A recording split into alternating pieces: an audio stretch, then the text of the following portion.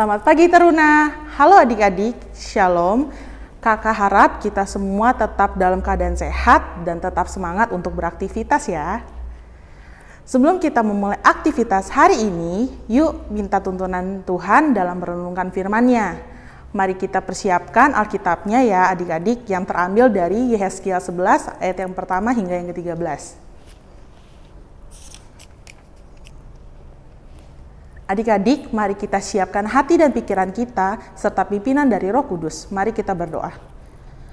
Ya Allah Bapa dalam kerajaan surga yang kudus, terima kasih Kau telah membangunkan kami di pagi hari dengan tubuh yang sehat tanpa kekurangan suatu apapun. Ya Bapa, sebentar lagi kami akan mendengarkan sedikit dari firman-Mu ya Bapa, kiranya Engkau memberkati firman ini agar menjadi pedoman dalam hidup kami dan dapat dilakukan kehidupan kami sehari-hari. Inilah doa kami, dalam nama Tuhan Yesus kami berdoa. Amin. Mari kita membaca bersama dari Yehezkiel 11 ayat yang 1 hingga yang ke-13.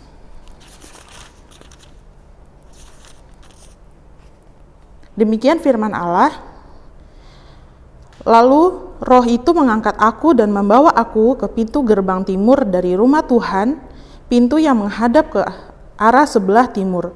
Lihat, di dalam pintu gerbang itu ada 25 orang dan di antara mereka kulihat Yaazania bin Azur dan Pelaleka bin Benaya, yaitu pemimpin-pemimpin bangsa. Firman-Nya kepadaku, hai anak manusia, inilah orang-orang yang merancang kedurjanaan dan menaburkan nasihat jahat di kota ini, yang mengatakan, bukankah belum lama berselang rumah-rumah kita dibangun kembali, kota ini periuk dan kita dagingnya. Oleh sebab itu, bernubuatlah hai anak manusia. Maka roh Tuhan meliputi aku dan Tuhan berfirman kepadaku, katakanlah, beginilah firman Tuhan, kamu berkata-kata begini, hai kaum Israel, dan aku tahu apa yang timbul dalam hatimu, orang-orang yang kamu bunuh di kota ini bertambah banyak dan kamu penuh jalan-jalannya dengan mereka.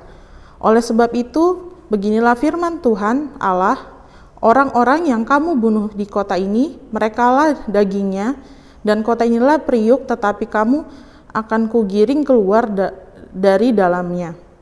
Kamu takut kepada pedang, tetapi aku akan mendapatkan pedang atasmu. Demikianlah firman Tuhan Allah. Aku akan menggiring kamu keluar dari dalamnya dan menyerahkan kamu di tangan orang-orang asing dan menjatuhkan hukuman-hukuman kepadamu. Kamu akan berebahan karena pedang dan di tanah Israel itu aku akan menghukum kamu dan kamu akan mengetahui bahwa akulah Tuhan. Kota ini tidak akan menjadi periuk bagimu ataupun kamu seakan-akan daging di dalamnya itu di tanah Israel. Aku akan menghukum kamu, dan kamu akan mengetahui bahwa akulah Tuhan, karena kelakuan tidak selaras dengan ketetapan-ketetapanku, dan peraturan-peraturanku tidak kamu lakukan. Bahkan engkau melakukan peraturan-peraturan bangsa-bangsa yang di sekitarmu. Maka sedang aku bernubuat, matilah Pelaca bin Benaya. Lalu aku sujud dan berseru dengan suara nyaring, kataku, aduh, Tuhan Allah, apakah Engkau menghabiskan sisa Israel? Ya, untuk renungan pada pagi hari ini diberi judul Perbaharuilah Budimu. Setiap peraturan diharapkan ditaati setiap orang, agar tidak mengalami dampak buruk bagi dirinya maupun yang lain. Misalnya, peraturan lalu lintas. Semua pemakai jalan diharapkan mematuhi dan menaati peraturan lalu lintas yang ada. Dalam kehidupan ini banyak peraturan yang kita jumpai, misalnya tata tertib, sekolah, peraturan dalam berkeluarga, dan lain-lain. Jika melanggar peraturan yang ada, maka ada sanksi yang dikenakan sesuai pelanggaran yang dilakukan.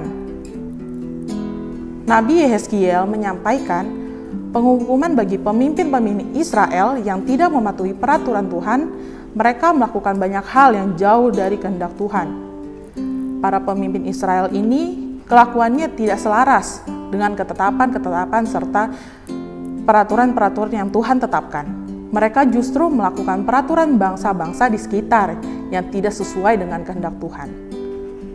Dan kamu akan mengetahui bahwa Akulah Tuhan karena kelakuanmu tidak selaras dengan ketetapan-ketetapanku dan peraturan-peraturanku tidak kamu lakukan, bahkan engkau melakukan peraturan-peraturan bangsa yang ada di sekitarmu.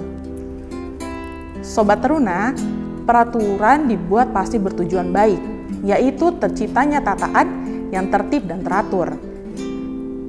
Tuhan ingin agar hidup umat bertata baik dan tertib sesuai dengan kehendaknya. Jika peraturan yang ditetapkan dilanggar, maka timbul kekacauan. Kekacauan hidup bukan hal yang dikenakan oleh Tuhan. Sobat Teruna, pada saat ini kita selaku jemaat Tuhan, kita bersyukur atas Hari Reformasi Gereja. Reformasi gereja yang dimaksud adalah perbaruan dalam berbagai aspek kehidupan persekutuan.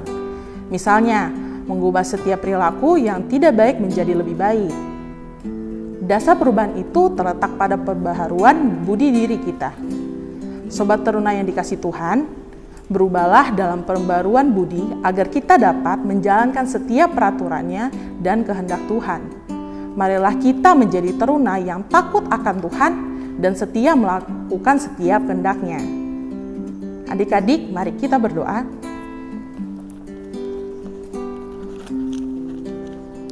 Tuhan Yesus yang baik, mohon perbaharuilah budiku untuk menjadi teladan bagi teman-teman dan sesama manusia.